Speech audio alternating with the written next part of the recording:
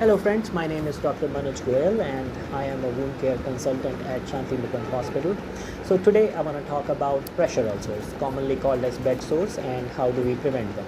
So what is a pressure ulcer? A pressure ulcer is just a localized injury to the skin caused by sustained pressure, usually found over bony prominences such as sacrum, coccyx, ischial tuberosity, greater trochanter, etc. We divide them into 4 stages. Stage 1 is when there is redness to the skin, which is non-blanching, or that means the redness doesn't get better when you press on it. Stage 2 is when the injury only involves the superficial parts of the skin, that is the epidermis and part of dermis. They're usually reddish pink in color. They may ooze some watery drainage.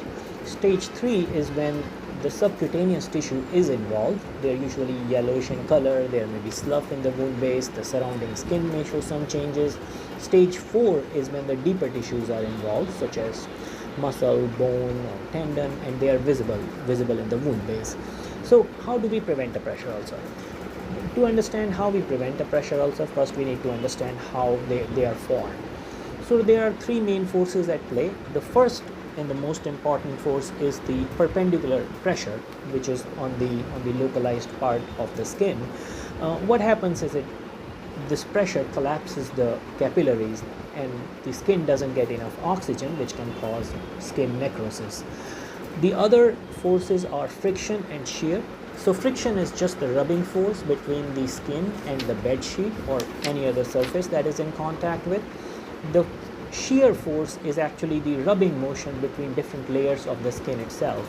It can cause skin tearing, etc.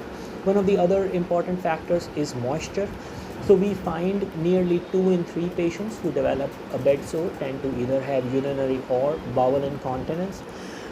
Other sources of moisture can be increased drainage from the wound itself, increased perspiration, etc.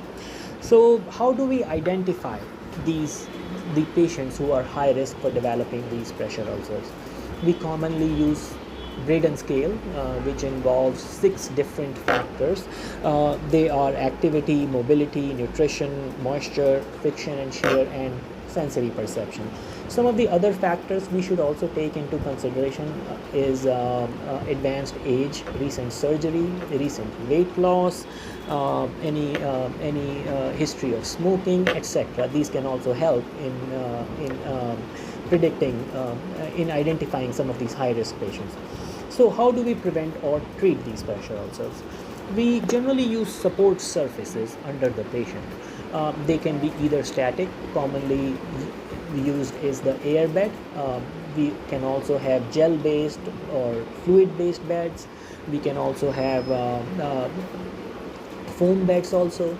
The other one is a dynamic surface in which we pump air and it creates air pockets. They're called low air loss mattresses. We are worried about some friction and shear in these patients also. The third one is called air fluidized therapy, in which we continuously pump air from below. It gives the patient a kind of an immersion feeling. They are very helpful in redistributing the pressure around the ulcer. We generally use them for stage 4 pressure ulcers. One of the things we should do is turn the patient to at least an incline of 30 degrees or more at least every 2 hours. We should keep alternating every 2 hours. We should try to avoid prolonged sitting up the patient more than, once again, 30 degrees or more. So if they have to sit to eat or maybe watch television, we should recline them back to less than 30 degrees as soon as possible. We can use pillows under their heels, between the knees, between the ankles, etc. Once again, to prevent friction and shear and to prevent these pressure ulcers. Whenever we are transferring a patient, we should use either a trapeze or a draw sheet. One of the other very important parts is daily assessments of a patient. The daily assessment should include skin assessment, mobility assessments, and nutrition assessments. Early ambulation and return to normal mobility is very helpful in preventing these pressure ulcers. So that's all I have today. If you have questions or queries, please feel free to contact.